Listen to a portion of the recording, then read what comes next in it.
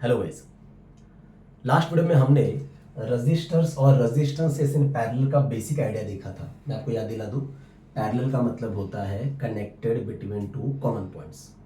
तो स्कूल से जो कंसेप्ट है कि एक के ऊपर एक, that is the one way to draw resistances in parallel, but that is not the only way to draw it.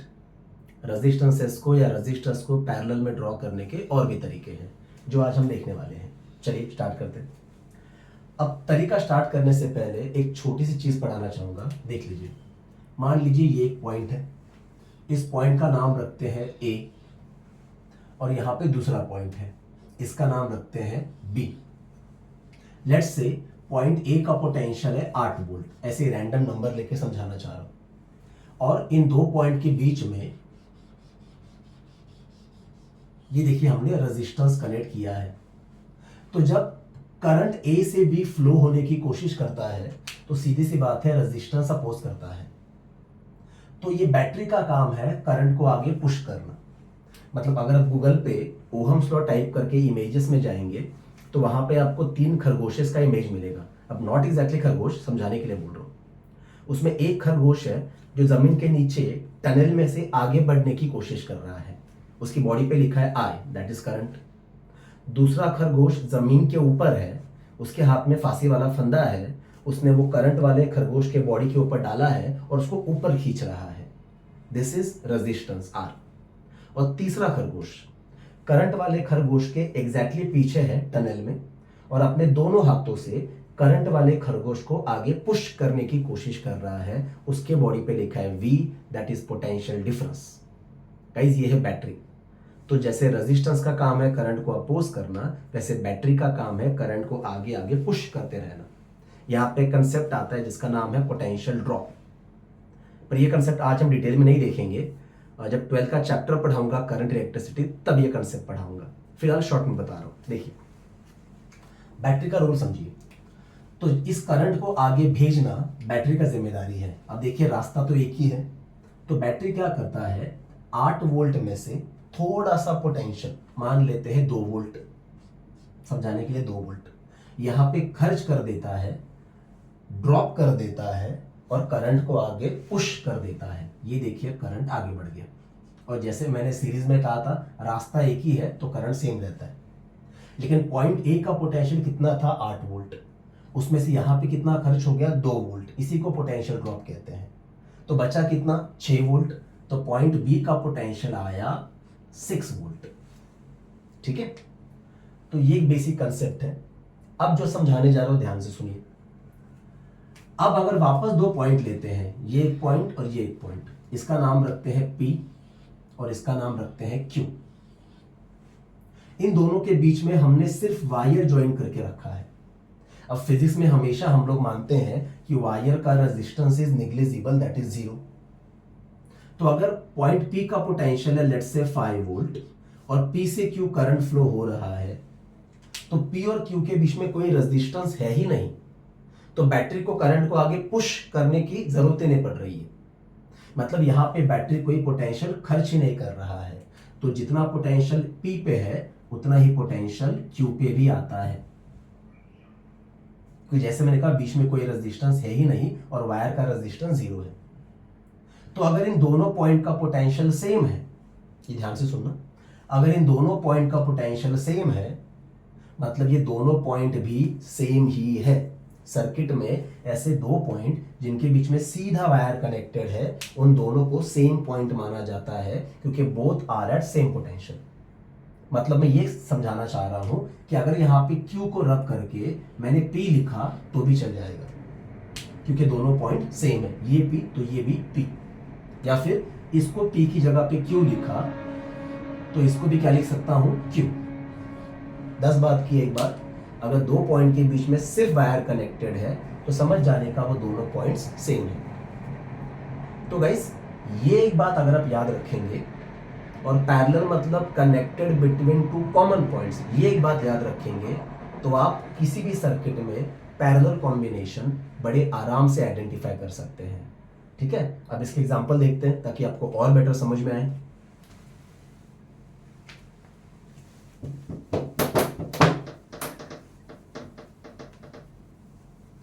Here we go. Check this.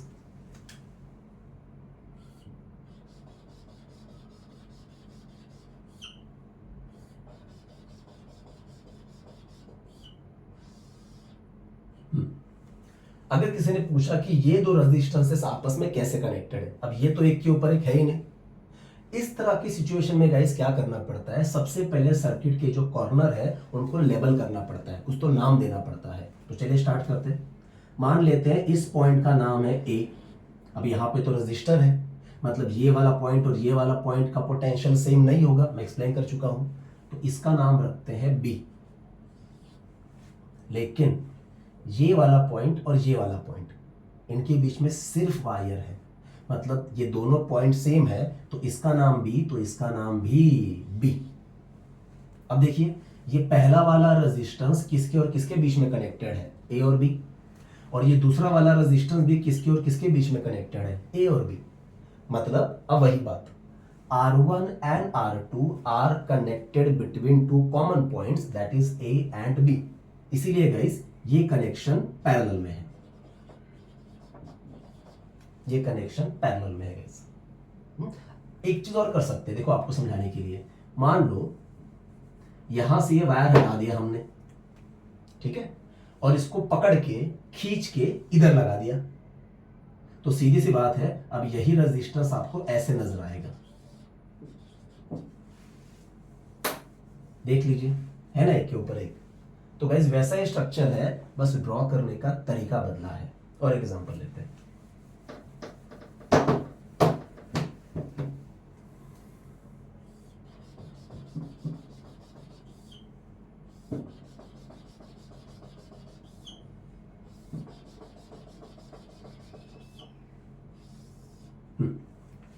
इधर भी आपको वही करना है, सबसे पहले लेबलिंग करना है।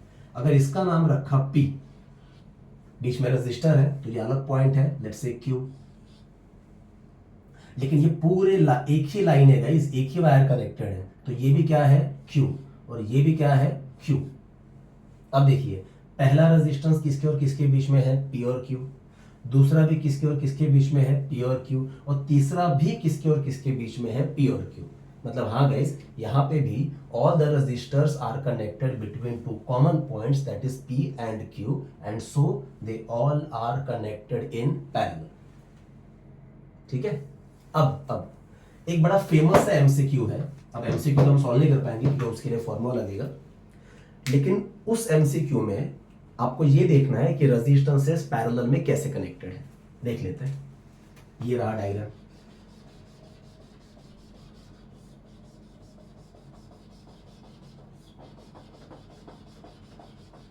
ठीक है,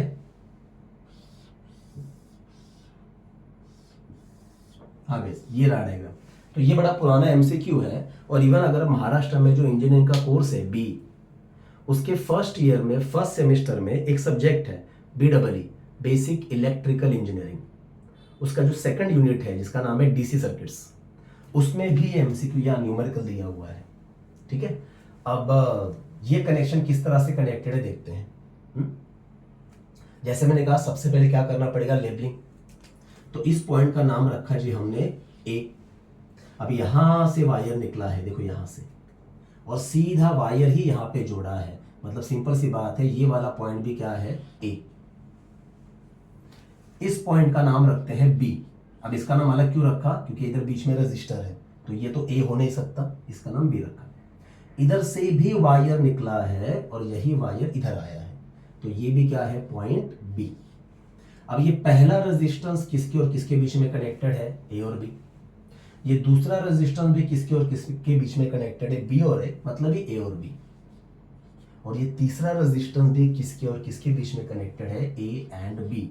तो guys I repeat the statement, all the resistors are connected between two common points, that is A and B। तो हाँ गाइस ये पूरा कनेक्शन पैरेलल में ही है।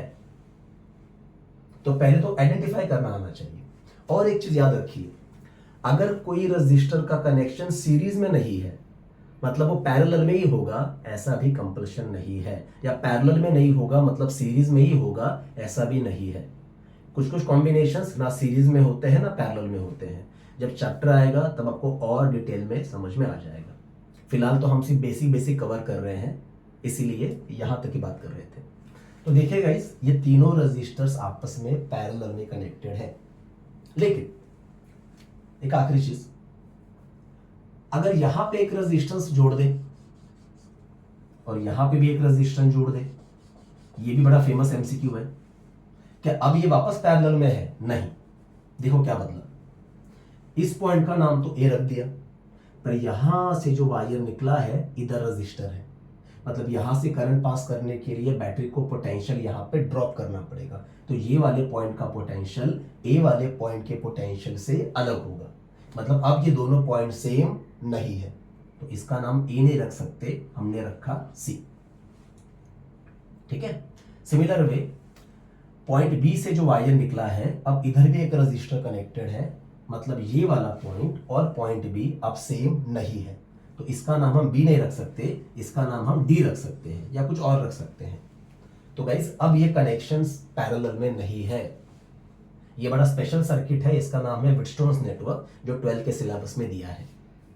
खैर, तो गाइस सीरीज का मतलब क्या है, ये मैंने आपको एक वीडियो में समझाया था। लास्ट वीडियो में समझाया था कि पैरेलल का मतलब क्या है, और इस वीडियो में हमने देखा कि पैरेलल में ड्रॉ करने के तरीके क्या है। एक आखिरी चीज, paper character guys, sorry paper setter हमेशा शब्दों से खेलते हैं। वो क्या करते हैं, एक ही वर्ड के लिए सिमिलर वर्ड्स यूज करते हैं ताकि हम थोड़े कंफ्यूज हो जाए। क्या समझाना चाह रहा हूं, देखिए ये जो पैरेलल है, इसकी जगह पे और दो नाम इस्तेमाल किए जाते हैं।